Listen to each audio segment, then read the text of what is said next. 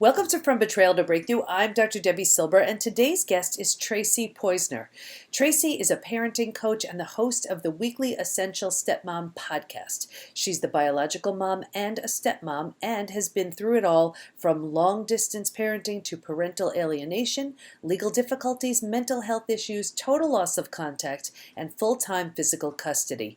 After finding the light at the end of the tunnel, she wanted to share her experiences with others who were still behind her on the same path. Tracy has a special perspective on emotional healing and how to meet our own personal needs as stepmoms in the everyday chaos of this challenging lifestyle. She helps stepmoms and families minimize conflict and disruption in their lives and find calm, peace, harmony, gratitude, respect, and affection, and achieve justice in the face of divorce and custody conflicts. This is going to be a very important episode if you have children and if you're co-parenting, step-parenting, divorced, separated, betrayed, or any other situation that could potentially put your children in the middle of any of it. I'm about to have a conversation with Tracy Poizner, and we're talking about overcoming parental alienation. You're going to learn what you may be doing that's eroding the confidence, self-esteem, sense of safety, and security in your child. But don't worry, she'll also share with you how to fix it. Here we go. Okay, everybody, we have Tracy Poizner with us today. And yes, we talk about the betrayal of a family member, partner, friend, coworker, self. Today, we're talking specifically about the betrayal of a child. And we see this often when there's the role of, when there are step parents involved and second marriages and third marriages and things like that. So I brought in the expert to help us through. So help us with that. So if you're a step parent, this is a very important episode. Grab your pen and paper. You're going to get a lot out of this. So welcome, Tracy. Thank you. Thanks for having me. Well, we were just talking right before I hit record, and you had mentioned the 3 different types of betrayal that a child goes through in these types of situations. Can you explain what you meant? Sure. So I'm talking specifically about the betrayal of a child by their own biological parent. And this tends to happen in the aftermath of the breakup of a family, a divorce, a separation, whatever it might be, where the child is being used essentially as a weapon from, between the parents. And this is super common. I'm really saddened to say that I think I've heard about 80% of kids of divorced households are experiencing some level of parental alienation, and that it may not be as extreme. The extreme versions are where, the one parent is not allowing any contact from the other parent. And that's really extreme. It's not always so harsh as that, but it can even be just where, the 3 types, let's go into that. I would say the first type is a kind of emotional blackmail, which is betraying the parent-child dynamic of care, where the child is being made to be an emotional support for their parent. And that's where it's like, I'm so unhappy. I feel so lonesome when you go to visit your dad, or,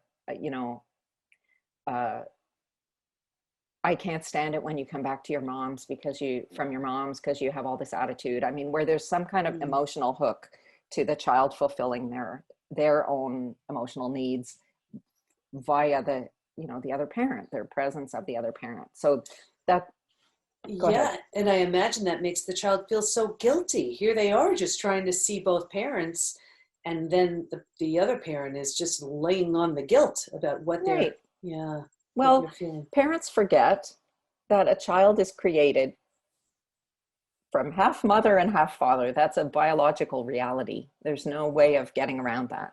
Half of each of us, every single cell of your body, is half mom and half dad and nothing else.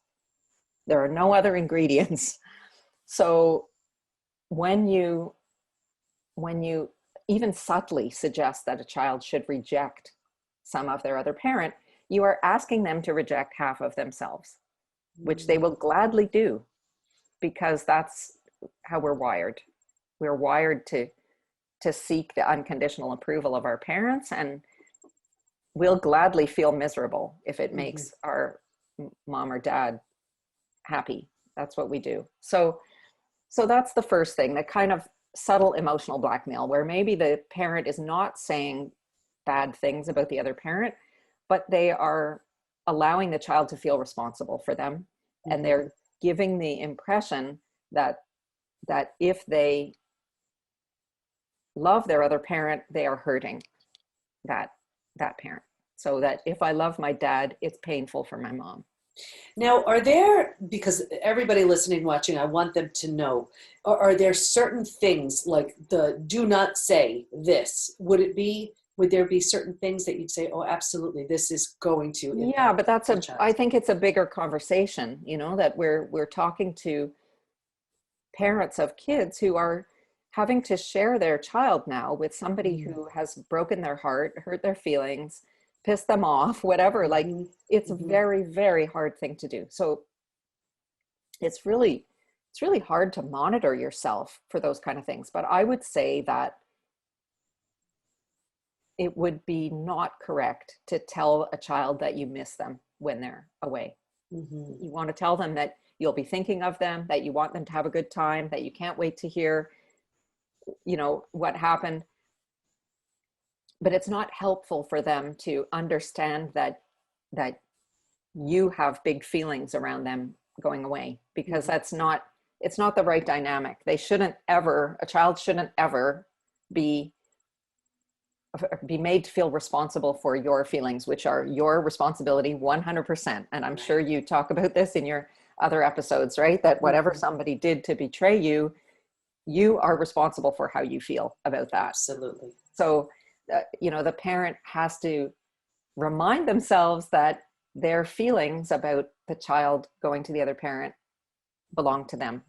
And it's not the child's job to even know about what your feelings are. It doesn't make them feel like you love them more to know how much you miss them. You're just happy to see them go and want them to have a good time, and you're happy when they come back. That would be the ideal, but of course it's hard for people to do that. Yeah, that makes perfect sense. What's the second one?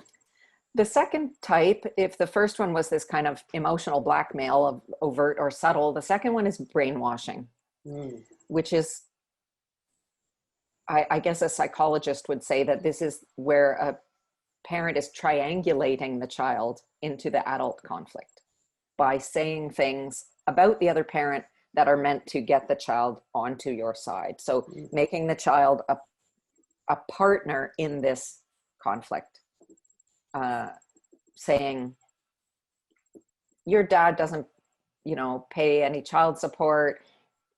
He doesn't care about you anyway. He was so mean to me. You won't believe some of the things that your dad did. Whatever, or your mom, whatever. It's equally happening between dads and moms. I don't think there's any divide on gender lines around how this happens. And I could see that being so challenging, because the facts can be absolutely true, but that doesn't mean it's something to share with the child. Exactly. And a person can be a terrible spouse and still be a good parent. And I'm not even talking about good parenting, because your mother and your father are the best mother and father for you. We wish for our parents maybe to be better parents, but nobody wishes to have a different mother. Like, you wake up and say, I wish that, the school crossing guard was my mother instead of me, or my piano teacher, or my little league coach, or whatever. Like, you want your own mother to be a better mother, but but you have the best mother and the best father for you. So it's really difficult to figure out how, to understand how people can be not suitable as life partners to each other, but that it's the only dad you're ever going to have in your life, and the only mom you'll ever have, and that your bond with them or your conflict with them belongs to you.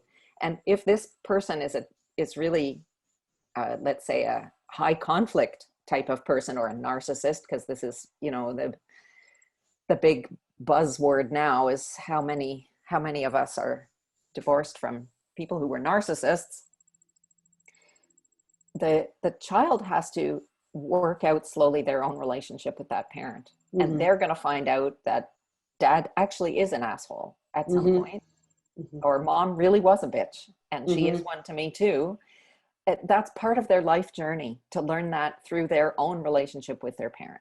Obviously, given that we're not talking about abuse, in which case there's probably hopefully some kind of restraining order or whatever, keeping the child safe. That's a different issue. But I'm talking about really triangulating a child into the conflict by, ask your dad to give me the money that he owes me for last month's child support payments, or, tell your mom her piece of shit boyfriend is not allowed to be in the same room with you. Though, those kind of things where the child becomes, their mind gets filled with negative descriptions, negative impressions, negative talk about the other parent. And then I imagine they feel that's what they're supposed to believe. I remember so many years ago, there was an aunt and uncle that had a falling out with my parents. I was a little kid, and they stopped talking to them. And then I was like, oh, okay, I guess they're bad. I'm supposed to stop talking to them. Yeah. And that stuck with me. And then they made up, and I was like, oh, are we good now? I'm supposed to be okay with them. Yeah. And it really was so, that was, it's interesting because when you see things like that and you do something with it, then it's an issue well served. And I remember saying, I'm not going to do that with my kids. And there have been many instances where I was determined to just keep it to myself, leave it up to them. Whatever their conclusion was, that was fine about whoever. And that was a lesson learned from that. What's the third one? The third one, we've done this emotional blackmail and brainwashing where a child just becomes sort of used to the idea that there's something bad about my dad or my mom, or many things, or they're a bad person. The third one would be gaslighting. And this is... for those who are listening who don't know what gaslighting is, can you explain that? Well, gaslighting, it's becoming a more popular phrase, but it's referring to the title of a movie from the 1940s, Gaslight, a movie with Ingrid Bergman, if you're into older movies. And she plays a woman who gets married to a guy who is secretly trying to make her insane by manipulating the surroundings so that she thinks she's losing her mind.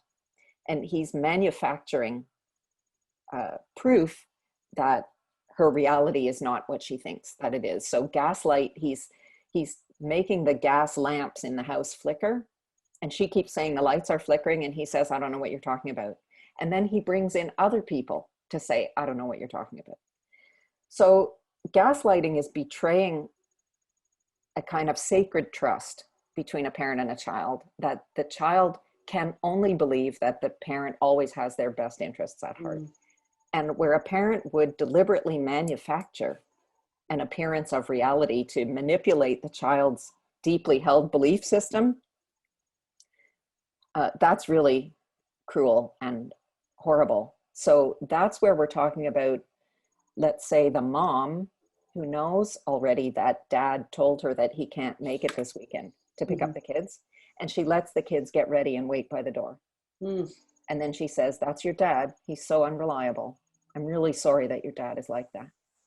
That's gaslighting, where it's the only way that it's the only reality they can believe. And she manufactures it to make it happen. Or I read, and I'm going to stop you here because I can imagine some people are saying, well, but with what you just said, isn't that I'm giving my child the opportunity to learn on their own who their because the dad told the mom that he couldn't come. Okay. She had to say, your dad can't come this weekend. Then she could, if she wants to do brainwashing, then she can say, that's because your dad is so unreliable, or because he doesn't love you, or he doesn't care about you. But she's manufacturing this situation. She knows he's not coming. Okay. This happens, by the way. It's just awful. I read a piece in a local advice column in our newspaper, and the woman was saying that her adult, she has no contact with her adult children, and it's all because of something that happened. She said, I made a stupid mistake, and I raised my kids on my own, and at one point I didn't give them letters that their dad gave me when they were kids to give to them. And my eldest daughter found the letters at one point a few years before her father passed away, is how she put it. And then my daughters went to a memorial service for their dad. And ever since then, their dad's family has turned them against me. And now they don't talk to me anymore. And I just looked at that and I said, well, I have a completely different take on that. You withheld the communication from their dad, and you told them that he didn't want to have anything to do with them. And you knew that wasn't true. And you kept his letters and didn't let them. They could have a relationship with their dad and say, you know what, every time I see him, I come away feeling bad. I don't want to do that anymore. That's different. Mm-hmm. But she manufactured proof that he didn't want to have any connection with them. And they can't forgive her for that. Right. Does the person who's gaslighting, like in that scenario, do they ever wake up and say, oh my gosh, what the heck did I do? That was so wrong. And try to fix it in some way? Or is it, they're so far gone, there's little hope I think for that someone who would do that is probably so far gone. That's my guess. Certainly the woman who wrote this letter had said that she hadn't had any contact with her daughters in 4 years, and they have kids, and she wishes that she could see them, and she tried traveling to where they live.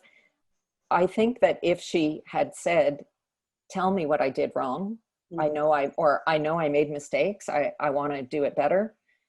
But the way she had put it in this letter, if I could believe the person who was, the advice column person, she said, it's all because of a stupid mistake I made. And she's brushing off something that's really, really deeply wrong as a stupid mistake. So I think until she can say, I betrayed the deepest trust of my children in order to further my own sense of, to get revenge basically on my husband. And I had no idea how painful that would be for them, particularly since the husband died and they didn't really get to have a full relationship with him. They can't recover from that. And she doesn't understand what the problem is.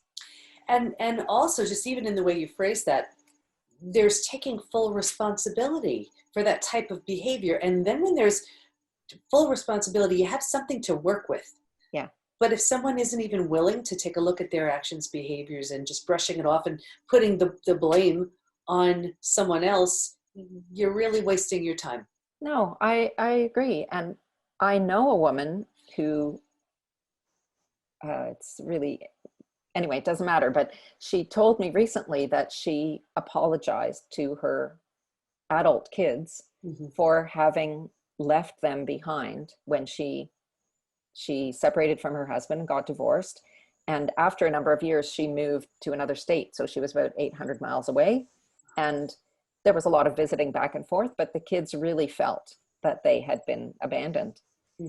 And she didn't want to see it at the time because she was working on building up her career, and she eventually married another guy and had another child.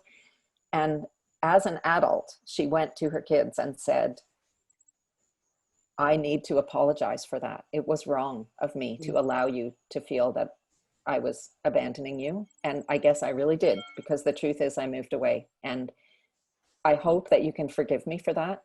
If you're not ready to, that's okay too. But I want you to know that I want to apologize for having done that to you. And of course that that changed everything in their relationship, but you have to own your piece of it.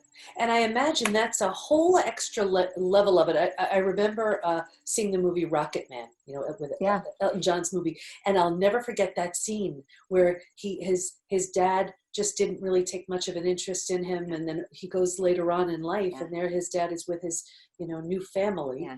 And the deep pain that he felt. And, and I'm sure that's something that's so common, that they just feel the abandonment, feeling disregarded and sort of, thrown away for the new. Of for course. the new family. Who wouldn't? Who wouldn't feel like that? So if you don't want them to feel that, you have to take certain very specific steps to make sure that that's not happening, because that would be the default from anybody. So my hope is someone listening, watching this says, oh my gosh, I didn't really look at it that way. And I see that now. What would be some steps they could take right now? Well, I think there are two kinds of situations to consider. One is where you have a child. I mean, if you're a parent who's doing this, I hope the solution is listening to this and saying, shit, I didn't think about it. That's me. I have to stop doing that. That would be great. Mm-hmm. If you have a child in your home who's experiencing this kind of betrayal by their other parent, the first thing I think that's really important is to not try to fix it by saying, can't you see that your other parent is betraying you? Because then you just flip the dynamic. The thing that is painful is being this inner divide of that one half of me is always not good wherever I'm standing. If I'm in my mother's house, half of me that is my dad is not okay. And when I go to my dad's house, the other half is not okay. So I have no place in the world where I can be whole. That's the problem. So it doesn't serve you as a parent to bring this to the child's attention, that they're being lied to.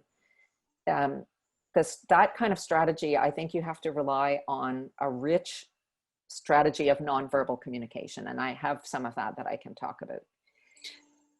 Yeah, go ahead. I was just going to say the other piece is that there's some people have a child in their home who is very aware that they've been betrayed by the other parent. Mm-hmm. And that's about working on healing that deep sadness. It doesn't help to say, get over it. Your mother's a piece of shit. That's why I left her. She was terrible to me too. That doesn't help to heal the sadness.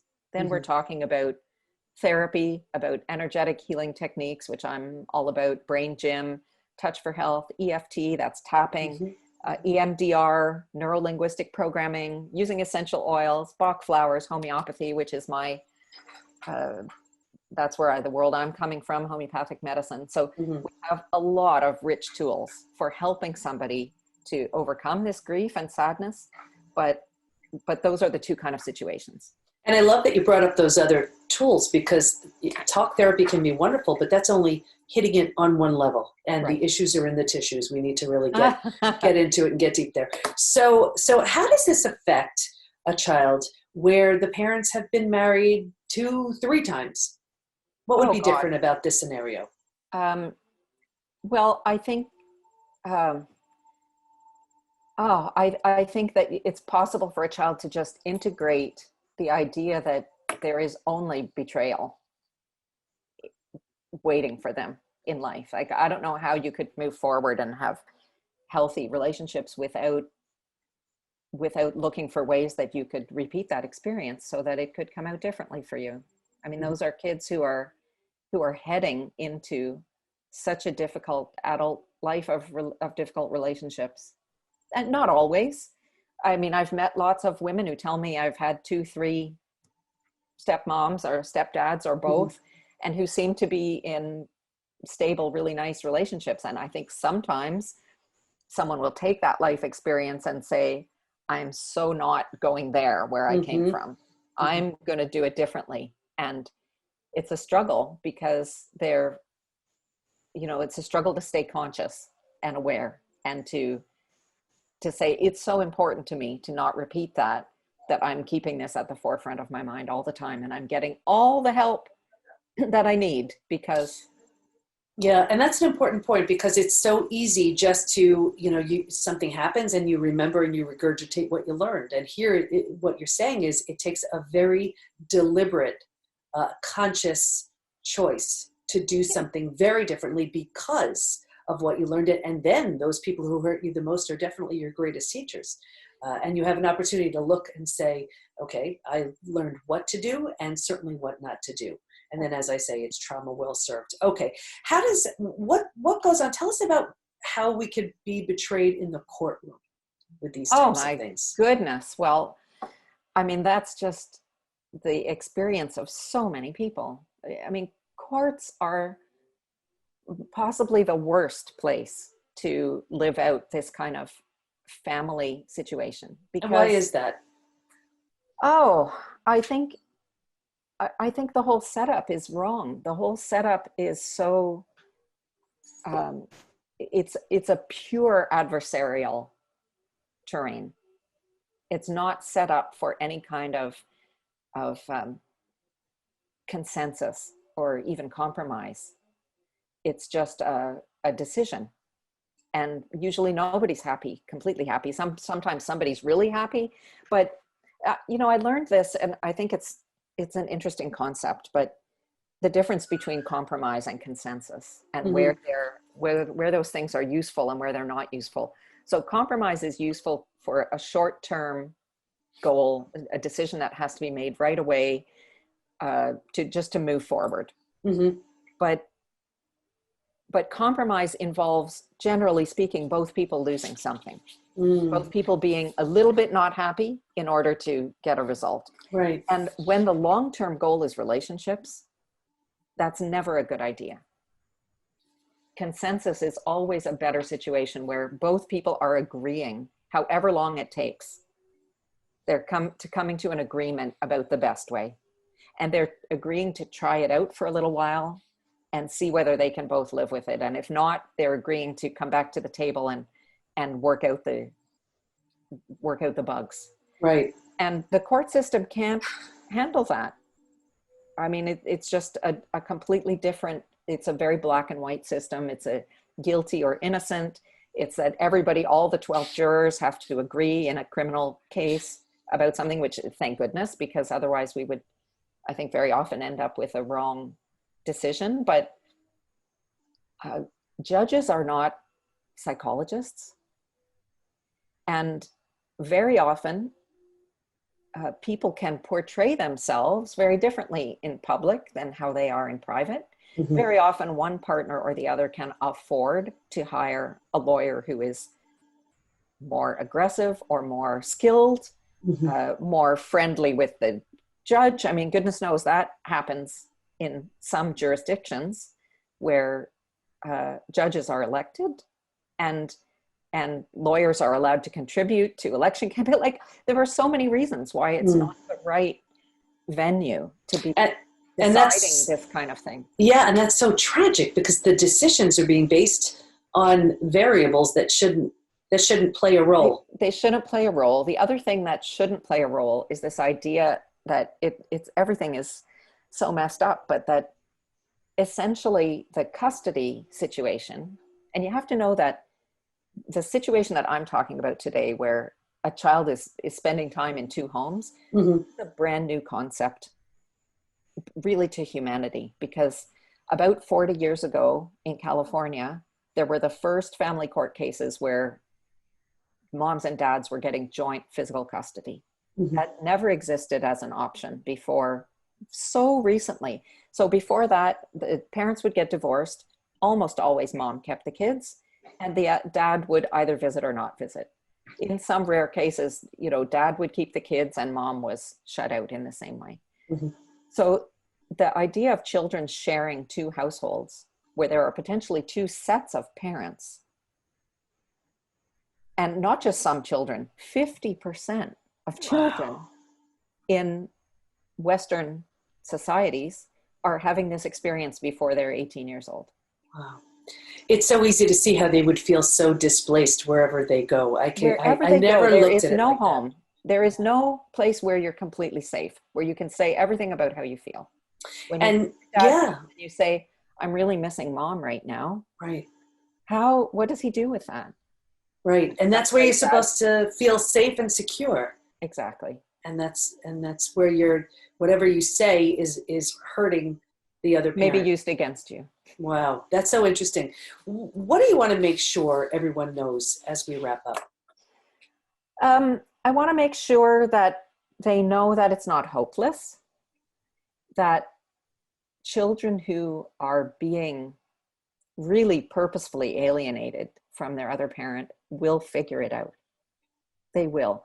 And it depends on your ability to be persistent and to keep the right, obviously mindset is huge in this. It's very hard to stay in the game when you're being rejected again and again and again and again. It's very, very hard. And I saw it in my own household, and I admire my husband so much for how he was able to get through it. And it's not like that he just soldiered through. I went through all those ups and downs with him where he really felt like giving up. And that was where I was able to make a contribution as a life partner and a stepmom. But it all needs to be worked out between the biological parent and the child. So I can't get in there as a stepmom and hope to make up in some way for the apparently bad mothering, or the apparent lack of love or attention coming from the other side. I can offer what I have to offer as a person, which is often well received, but there's a feeling from stepmoms, I know, because the ones in my Facebook group talk about this all the time, of feeling responsible because you're in this situation. You want to fix things that are happening in the family, the bigger family dynamic. You want to just give everybody a big hug and make everything be okay. And just the other day, I had a kind of epiphany of my own, which is that, like, I have a very loving mother and we have a great relationship. My mom and dad, they were terrific parents. And yet there are some things that I didn't get from my own mother in my emotional life, my emotional development, let's say. And this is the human condition. But I can identify things that I didn't get from my mother or my father. And as an adult, I've gotten what I need in other places, from my partner, from other people that I know, from myself, from parenting my inner child, all of that work, right? So I got what I needed from somewhere else, but nobody can take away the painful feeling of not having gotten what I needed from my mother. And it's a subtle point, but I think that's where it's easy for us to say, well, let me step in and fix this, fill this gap. Let me do that. And you can fill the gap, but you can't ever take away the result or the painful feeling of a child not getting something that they need, whatever it is, from their biological parent. Right. So it sounds like just be empathetic as the step parent, and as the parent who's in this scenario, just come from your highest place. And if you don't have enough incentive, do it for your kids. Exactly. Period. And I would just say that there are, I have a quick kind of 5C framework about communicating in a nonverbal way so that kids feel that you're a safe person and that you love them, which is being consistent, have routine, have rhythm in your household, be a reliable person, be consistent, show up and do what you say you're going to do. The second one is contact. Never give up trying. There may be periods of time where the kids really don't want to see you or be near you, but you have to keep up the contact and not feel, you don't want to be harassing them, but to continue to have contact. Cooperation. Don't argue with them. Don't say, where did you get that idea? Why would your mother say that? You find a way to agree with them about what's happening and, bring them in with a cooperating attitude and not fighting with what they're telling you. Credibility. Find ways to be validated by other people. Make sure that you're spending time with other people who think you're an okay person, with other adults who like you, with other families, other divorced families that get along well, to build up your credibility that you are a good person because they see other people who treat you with respect. Right. And consensus, this idea of using consensus to help the children set boundaries that they need in your home without you having to make rules that it's a point where they can fight with you. Tracy, this was so helpful. I'm sure so many parents and step-parents got so much out of this. Where do we go to learn more about you? Well, I have a 6-month program for dads called Restorative Parenting. They can learn more about that by emailing me at tracy@tracypoizner.com. And my stepmom stuff is all located at essentialstepmom.com. Terrific. And we'll have everything in the show notes. Thank you so much for your insight and wisdom. I know you helped so many people today. Thank you. It was a pleasure to be here. Thank you. I learned so much from that episode, like the 3 most common ways parents hurt and confuse their kids as they subtly or not so subtly say or do certain things. 1. Emotional blackmail, where you're saying something that encourages the child to reject one of their parents. And as Tracy said, when they reject a parent, they're rejecting themselves because that parent is a part of them. 2. Brainwashing, where you're trying to get your child on your side. 3. Gaslighting, where you're deliberately manufacturing and manipulating something so your child creates a specific belief. Stay in touch with Tracy by going to essentialstepmom.com, and we'll have all of her information in the show notes at thepbtinstitute.com/podcast. Here's my biggest takeaway: the 5 C's. 1. Consistency. 2. Contact. 3. Cooperation. 4. Credibility. 5. Consensus. Of course you're not trying to hurt your child. I know that, and I know that you may be incredibly angry, resentful, and other emotions left in the wake of someone else's actions. We got you. Take the post-betrayal syndrome quiz, which you can find at thepbtinstitute.com/quiz. And have you checked out the PBT Institute membership community? Imagine everything you ever need to become your physical, mental, emotional best. Community, support, certified coaches and practitioners you could schedule time with, daily classes on all kinds of interesting topics, curated experts teaching advanced strategies in the areas of health, mindset, spirituality, personal development. Imagine the most friendly, welcoming, and supportive place to become your best, all online. Nothing like this exists, and I am so excited to welcome you. Go to thepbtinstitute.com/join to learn more. Thanks for listening. Can't wait to be with you next time, and here's to your breakthrough.